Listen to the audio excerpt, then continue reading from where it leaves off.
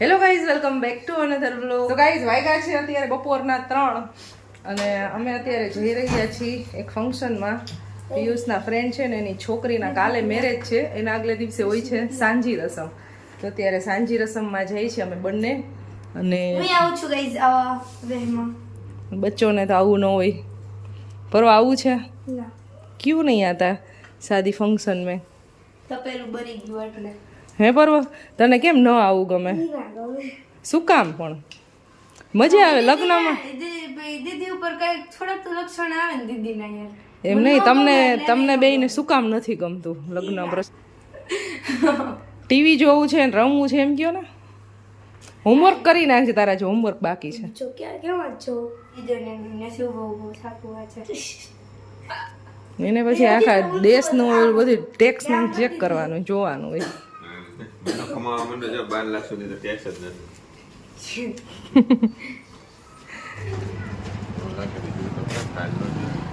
So guys, મારી ગાડી સાફ કરેલી નથી.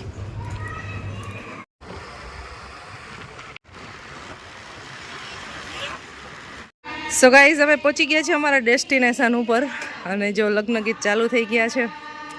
જોયું. અરે સરસ. અરે ઓકે તમે.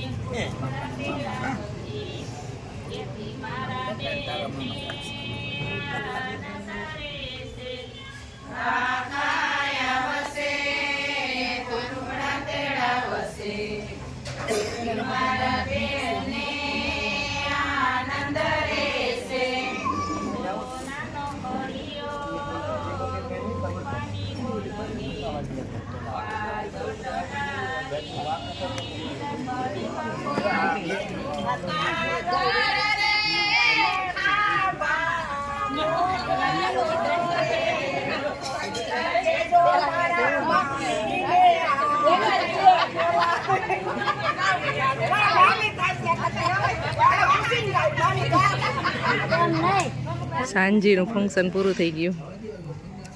સંજયભાઈ વાતુન ફાંકા મારે છે.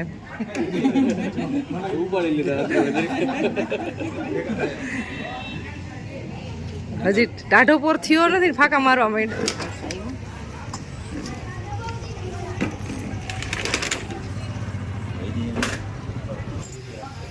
કન્યાના મમ્મી જો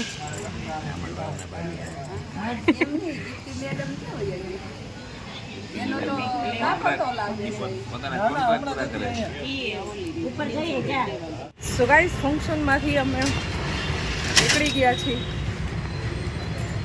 બસ હવે જઈએ છીએ ઘરે. અમે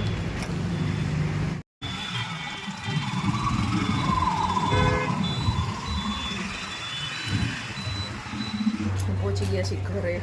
ઠંડીનું પ્રમાણ આજે છે, અત્યારમાં ઠંડી લાગવા માંડી.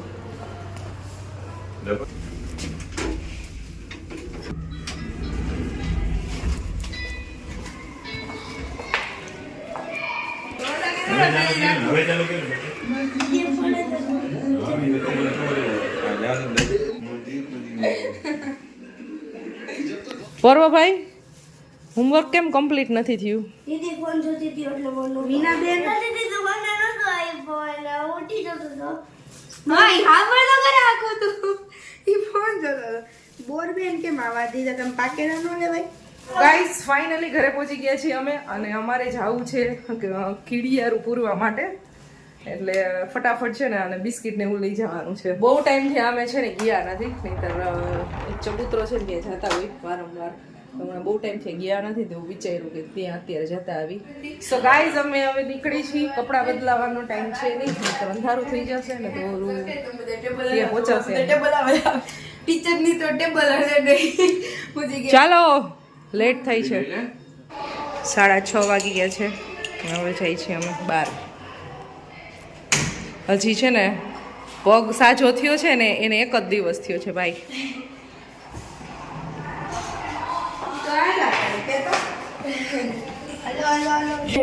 બોક્સ આખું બોક્સ એટલે એનું ફ્રીજ આવડી આંગળી અડી ગઈ છે તો ઝટકો આવ્યો સીધો અભી નીકળતા બાય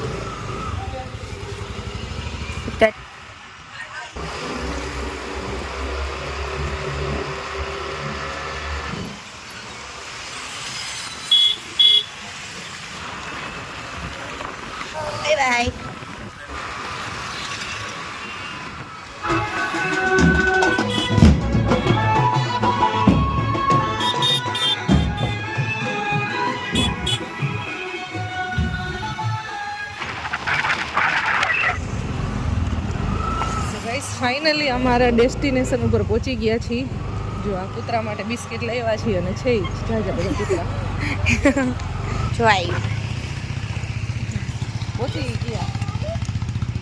પહોંચી જઈને ખબર જ હોય કંઈક લઈ આવ્યા છે જો ભાઈ માં ડિસ્ટ્રીબ્યુશન વાત થાય જો આમ જો આમ જો બિસ્કિટ આપે હાલ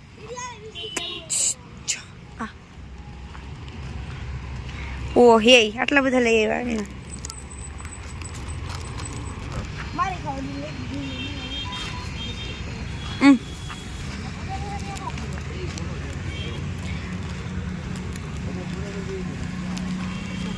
કૂતરા અડધા બિસ્કિટ ખાય છે અડધા નથી ખાતા પણ એમને નાખી દીધા છે ખાઈ લેશે એક બાજુ અહીંયા ચબૂતરો છે ને એમાં બાજરો ને ચોખા પેલી બાજુ ઘઉં ને ઝાર એવું હોય ડેડી હે ને કીડિયારું પૂરવા ગયા છે ભાઈ ડેડી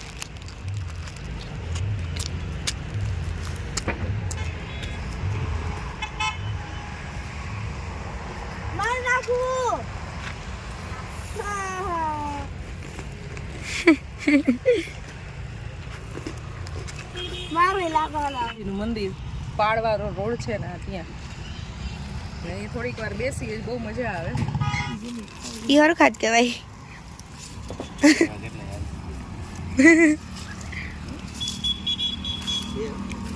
છે ચાલો એ ફિનિશ જો મારે કૂતરું રહ્યું કેવું મસ્તી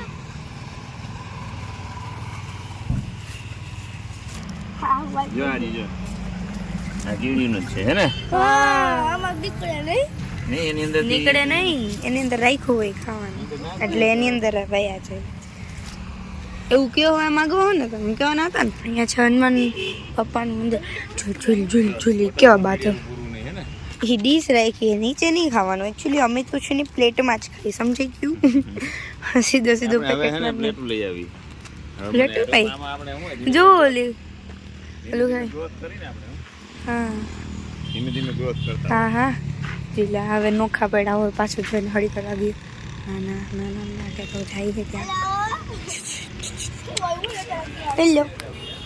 હેલો આવો મિત્રો આવો બીજા મિત્રો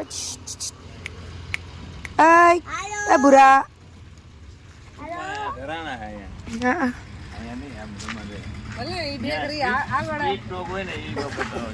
આગળ આ બેકરી ને એ આગળ નાખી દે આ નથી ખાતા આ તો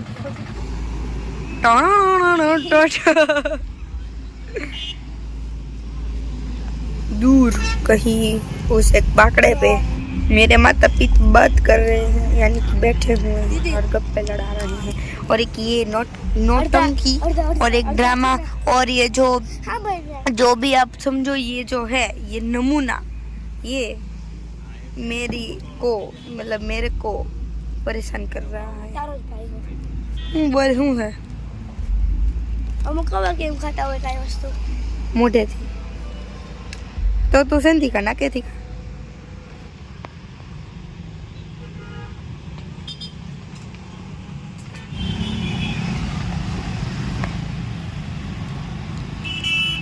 સો ગાઈઝ હવે અહીંયાથી નીકળી છે ઘણી વાર બેસી લીધું અને ખુશીબેન બેઠા બેઠા કૂતરાને રમાડતા હતા તો હવે ઘરે જાય છીએ ચલો લેટ્સ ગો લેટસ ગો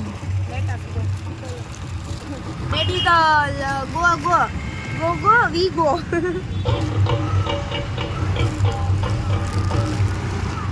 બંધ થઈ ગયું.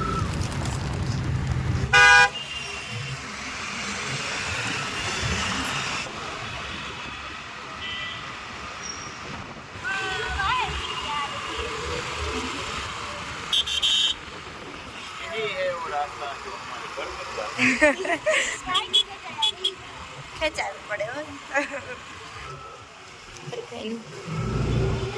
एकदम चिड़िया का घोंसला लग रहा है दोस्तों, इसको बाल के कमेंट करना जरा, ठीक है ना?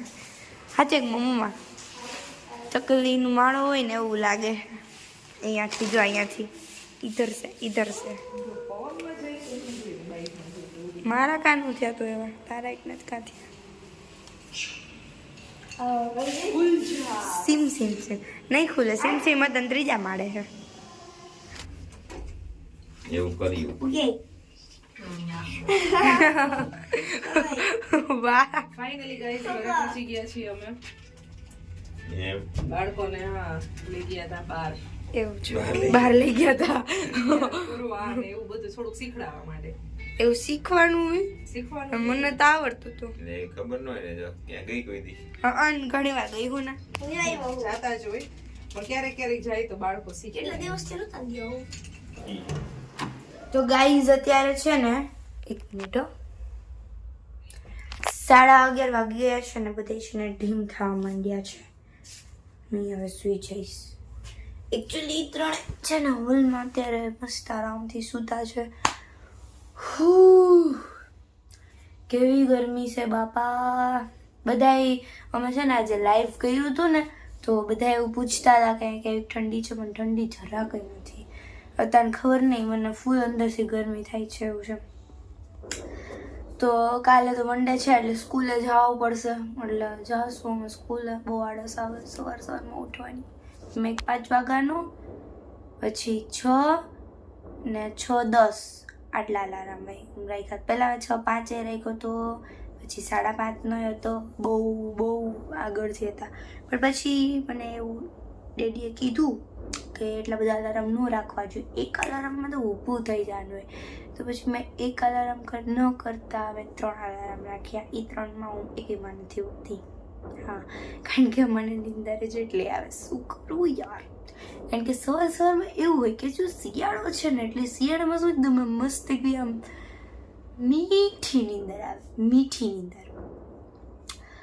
તો એ મીઠી નીંદર એટલી મીઠી લાગી જાય ને કે નીંદર ઉડે જ નહીં. એટલી મીઠી હોય તો મીઠી વસ્તુ શું વજનવાળી વધારે હોય ને તો વજનવાળી વસ્તુ તો ઉડે નહીં. એટલે મીઠી નીંદર ઉડે નહીં. એટલે તો અત્યારે આપણે સૂઈ જશું. Good night. જય શ્રી કૃષ્ણ. રાધે રાધે. તો તમને અગર આ વ્લોગ પસંદ આવ્યો હોય ને તો આ વ્લોગને લાઈક કરજો, કોમેન્ટ કરી દેજો કે તમારે ત્યાં કેવી ઠંડી છે, અને આ વિડીયોને શેર કરી દેજો. બીજું શું કરવાનું હોય? આ ચેનલને અમારી સબસ્ક્રાઈબ કરી દેજો. પછી ઇન્સ્ટાગ્રામમાં આઈડી છે પર્વખુશી એન્ડ ફેમિલી. આ જ છે આઈડી. ઓકે, તો એને પણ ફોલો કરી દેજો. ફેસબુકમાં મીના જુડિયા વ્લોગ્સ છે, એને પણ ફોલો કરી દેજો. અને આમાં બીજું શું બોલે ભાઈ? સ્ક્રિપ્ટ તૈયાર તો મેં કરી નો. આ સ્ક્રિપ્ટ હું કરવી હોય? મને આવડે નહીં કાંઈ. અને મારી મમ્મી મને કહે કે આ તો વ્લોગ એન્ડ કરી દે. મને કાંઈ આવડે નહીં તો હું કેમ કરું? એટલે તમને મળશું જલ્દીથી એક નવા ઇન્ટરેસ્ટિંગ વ્લોગમાં. ત્યાં સુધી બાય બાય બધાને. જય Shri Krishna. Good night. Sweet dream. Radhe Radhe. By.